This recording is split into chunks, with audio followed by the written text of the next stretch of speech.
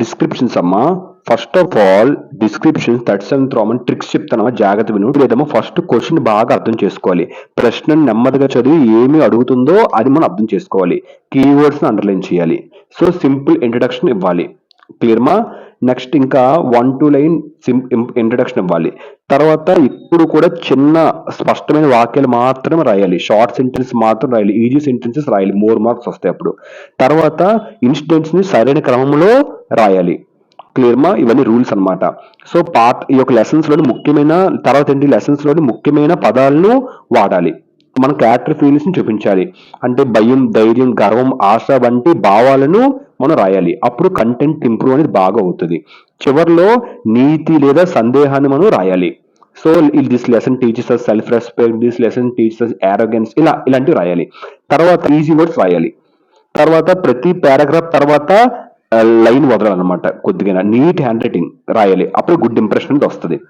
తర్వాత ఇంకేం చేయాలి, మార్కులకు తగిన లైన్లు ముందే మనం ప్లాన్ చేయాలన్నమాట. సో ఇఫ్ 10 మార్క్స్ 10 మార్క్స్ తగ్గట్టుగా రాయాలి. సో షార్టేజ్ అవాయిడ్ చేయాలి. ఎక్స్ట్రా రైటింగ్ కూడా అవాయిడ్ చేయాలి. ఎంత సరిపోతుందో అంతే రాయాలి. Introduction 2 lines. తర్వాత మెయిన్ కంటెంట్ మినిమం 8 లైన్స్. తర్వాత ఇదొక పేరా, థర్డ్ పేరా పాయింట్లు పెట్టి రాయొద్దు. ఓన్లీ పేరాస్ లో రాయండి. ఇలా 1, 2, 3 అని రాయొద్దు. పేరా ఫస్ట్ ఇంట్రడక్షన్ 2 లైన్స్ ఒక పేరా, తర్వాత కొద్దిగా గ్యాప్ ఇచ్చి 1 లైన్ గ్యాప్ ఇచ్చి 8 లైన్స్. ఇదేంటి మెయిన్ కంటెంట్ 8 లైన్స్ ఒక పేరా. తర్వాత మోరల్ ఎండింగ్, ఏదో ఒక మోరల్ కానీ ఎండింగ్ అని రాయాలి. మోరల్ రాయాలి ఎండింగ్ లో, అదొక 2 లైన్స్. ఇలా మొత్తం 12 లైన్స్ లో కంప్లీట్ చేయాలి. ఇలా రాస్తే డిస్క్రిప్షన్ ఫుల్ మార్క్స్ అని పడిపోతాయి. ఇదమ్మా రూల్స్ డిస్క్రిప్షన్ కి. ఇప్పుడు మీరు ఈ లెసన్ లో డిస్క్రిప్షన్ చెప్తాను, దీన్ని బట్టి మీరు చూడండి, మీకు నీట్ గా అర్థమవుతుంది. ఓకేనమ్మా? Thank you. చూడండమ్మా, డిస్క్రిప్షన్ అమ్మా చాలా కష్టమైన డిస్క్రిప్షన్ ఇది. In the making of a scientist, Ebright read the book Travels of Monarch, which changed his life. It encouraged him to begin scientific work with butterflies. Okay, దీనికి అర్థం ఏంటంటే అమ్మా, the making of A scientist ఒక స్టోరీలో ఈబ్రైట్ అనే ఒక బాలుడు the travels of monarch X అనే ఒక పుస్తకాన్ని చదివాడు. ఆ పుస్తకం సీతాకోక చిలుకలు గురించి ఉంది. ఆ పుస్తకం ఇతని జీవితాన్ని మార్చింది. అతనికి సైన్స్ మీద ఆసక్తి వచ్చింది. ఆ తర్వాత అతను సీతాకోక చిలుకలపై శాస్త్రీయ పరిశోధన మొదలుపెట్టాడు. ఈ పుస్తకం అతని యొక్క సైంటిస్ట్ గా మారడానికి బాగా మోటివేట్ చేసింది, ప్రేరేపించింది. ఓకేనమ్మా? ఇప్పుడు ఇమాజిన్ యువర్ ఈబ్రైట్, నువ్వే కనుక ఈబ్రైట్ అయితే, reading that book for the first time, what emotions did you feel, how did you change your view about science and learning? 10 marks question అమ్మా ఇది. అంటే ఇప్పుడు నువ్వే కనుక ఈబ్రైట్ అయితే, నేను ది ట్రావెల్స్ ఆఫ్ మొనార్క్ పుస్తకాన్ని మొదటిసారి చదివినప్పుడు నాకు ఆనందం, ఆసక్తి కలిగాయి. సీతాకోక చిలుకలు ప్రయాణం నాకు అద్భుతంగా అనిపించింది. నాకు సంతోషం, ప్రేరణ వచ్చాయి. ఆ పుస్తకం సైన్స్ పై నా ఆలోచనలను మార్చింది. సైన్స్ అంటే ఆసక్తికరమైన అన్వేషణ అని అర్థమైంది. చదువు ఇకపై బోరుగా అనిపించలేదు. ఆ పుస్తకం చదివిన తర్వాత నేను ప్రశ్నలు అడిగి సమాధానాలు వెతకాలని అనుకున్నాను. ఈ పుస్తకం నన్ను సీతాకోక చిలుకలపై సైంటిస్ట్ పరిశోధన చేయడానికి బాగా ప్రేరేపించింది. ఇది ఇమాజిన్ యువర్ సెల్ఫ్, ఇలా ఉంటది. ఇప్పుడు ఇదే ఇమాజిన్ నేను చెప్పిన పాయింట్స్ అన్ని ఉంటాయి, అదే ఒకసారి నేర్చుకోండి. So when I was a Richard Ebright read the Travels of Monarch 10 for the first time, I would feel excited and full of wonder. So నేను చిన్నవాడిగా ఉన్నప్పుడు, నేనే కనుక రిచర్డ్ ఈబ్రైట్ అయితే, నేను చిన్నవాడిగా ఉన్నప్పుడు మొదటిసారి ది ట్రావెల్స్ ఆఫ్ మొనార్క్ 10 పుస్తకం చదివాను. ఇది నాకు ఆనందం, ఉత్సాహం కలిగింది. సీతాకోక చిలుకలు నాకు అద్భుతంగా అనిపించాయి. ఇది నాకు సైన్స్ చదువు మీద ప్రేమను కలిగించింది. ఆ పుస్తకం నాకు ఉత్సాహం కలిగి ఆసక్తి నింపింది. The book talked about monarch butterflies migrate long distance and the scientists were trying to study their journey. ఆ పుస్తకం మోనార్క్ సీతాకోక చిలుకలు, అంటే మోనార్క్ బటర్ఫ్లై అంటే ఒక టైప్ ఆఫ్ బటర్ఫ్లై, మైగ్రేట్ అంటే ఏంటి, అక్కడి నుంచి ఇక్కడికి వెళ్ళడం, అది హార్డ్ వర్డ్స్. ఆ పుస్తకం మోనార్క్ సీతాకోక చిలుకల గురించి చెప్పింది. అవి చాలా దూరం ప్రయాణం చేస్తాయి అని వివరించింది. ఈ యొక్క లాంగ్ ప్రయాణాన్ని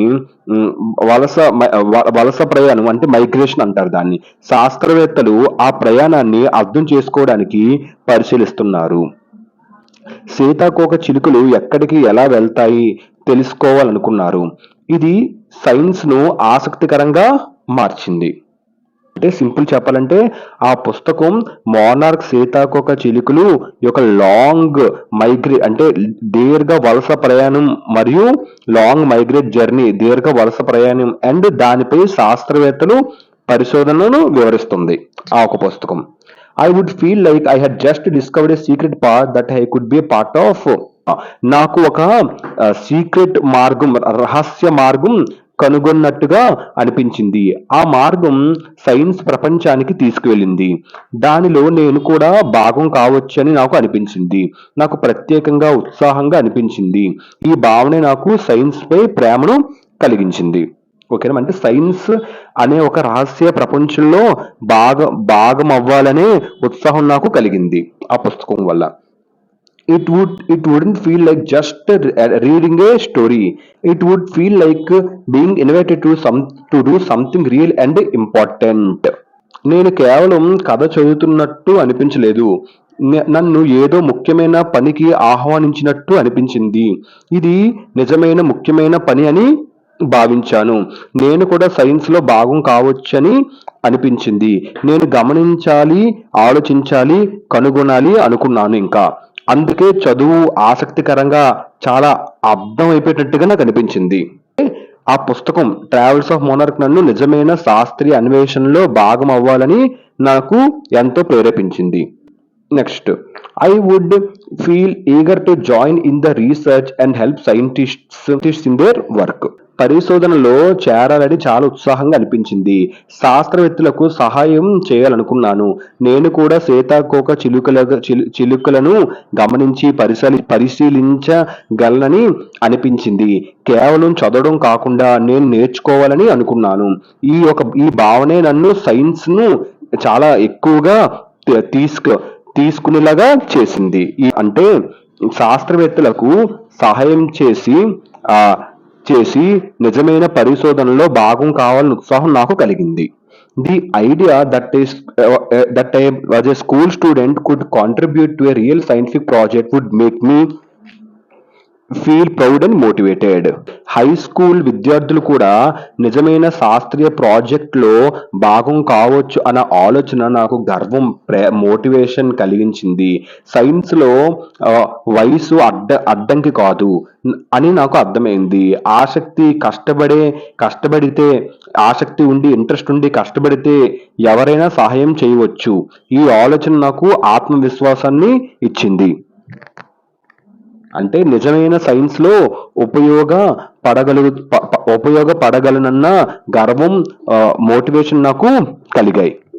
this book would open my eyes to the idea, అది travels of monarch book. The book would open my eyes to the idea that science is not just about reading or writing but also about asking questions, solving mysterious and discovering the unknown.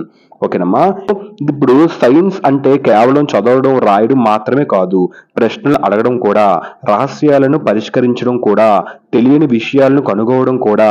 దీంతో science నాకు చాలా help చేసినట్టుగా సాహసయాత్రలా అనిపించింది. నేను ఇంకా ఎక్కువగా తెలుసుకోవాలనుకున్నాను. ఓకేనమ్మా, అది I would spark a fire in me to go beyond the classroom and do something meaningful. ఇంకా సింపుల్ చెప్పాలంటే సైన్స్ అంటే ప్రశ్నలు, రహస్యాలు, కొత్త విషయాలు, అన్వేషణ అని తెలుసుకున్నాను. So it would spark a fire in me to go beyond the classroom and do something meaningful.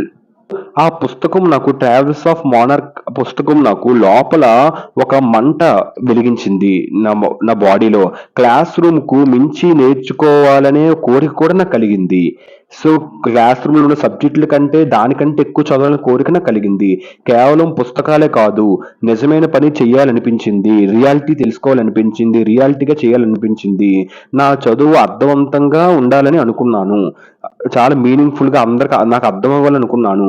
ఈ భావనే నన్ను నిజమైన సైన్స్ వైపు నడిపించింది. పుస్తకాలకే పరిమితం కాకుండా అర్థవంతమైన పని చేయాలని ఆ పుస్తకం నన్ను ప్రేరేపించింది. Travels of monarch. ఓకేనమ్మా, అది హోప్ యూ అండర్స్టాండ్ అమ్మా. చాలా ఇంపార్టెంట్ అమ్మ, ఇది ఇస్తాడు పక్కా, చాలా టఫ్ ఇది. ఇలా బట్టి రాయాలి, word to word line explain చేశాను మీకు. Thank you.